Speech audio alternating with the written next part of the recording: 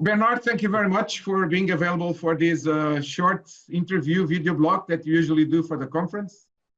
It's a pleasure to see you virtually. Unfortunately, we cannot physically share the same place in Dubrovnik. Their opportunities will come for sure.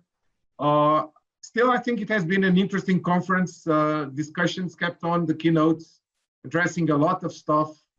And very interesting technology discussions, 6G already. I mean, it's not just 5G, but 6G is already in the agenda. What are your main views of this new format of the conference on the one hand, and also on the technical discussions that have been held? Okay, many thanks, Luis, for giving me this opportunity to, let's say, feedback some views from the Commission side on the conference. On our side, I find that the conference, although it was at risk at some stage because we had not planned for this COVID crisis to reach us, I think that the committee and all the organizers have made really wonders to make it happen and to restructure and reconfigure the conference in such a way that it could take place. Of course, from our side, we have lost one of the big, let's say, the big staff of the conference, which is the demos. I mean, we like the demos because we believe that's one of the things which is unique to this conference compared to other conferences which are sponsored by IEEE, for instance. And also the tutorials and the workshops also are things which always add a lot of value to the conference. So that's something that clearly shows the limitations of the online type of instrument.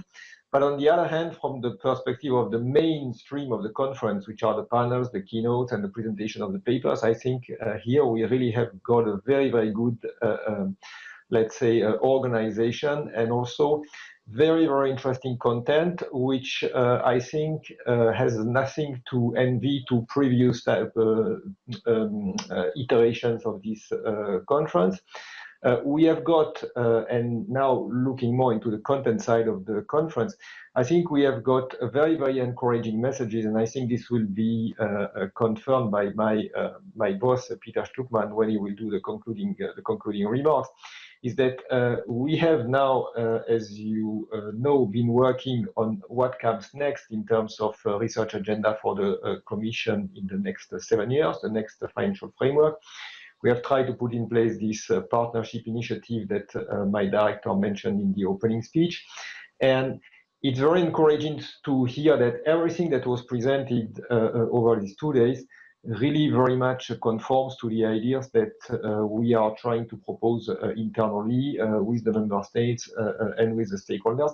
And one thing which I realized, and for me that's one of the key messages, there are many key messages, but what I can see is that we are moving into 6G from 2 basic perspectives. One track, which is kind of an evolutionary track, which takes a vertical story and pushes beyond what we have in 5G with new KPIs, new requirements, expanding the universe or the limits of the KPIs, and that's one of the track.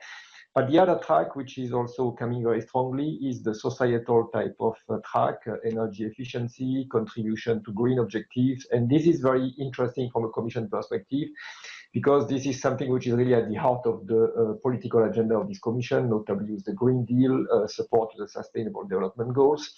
So this, if we manage to have a very good agenda on these issues in the next 5 to 7 years, I think it will be very interesting from the political side, because we will have also amplified support from their side as contributing to the overall political agenda. And that's what we are trying to build at this moment in time with the stakeholders. But again, conference was extremely encouraging from this perspective, and from many other perspectives, by the way.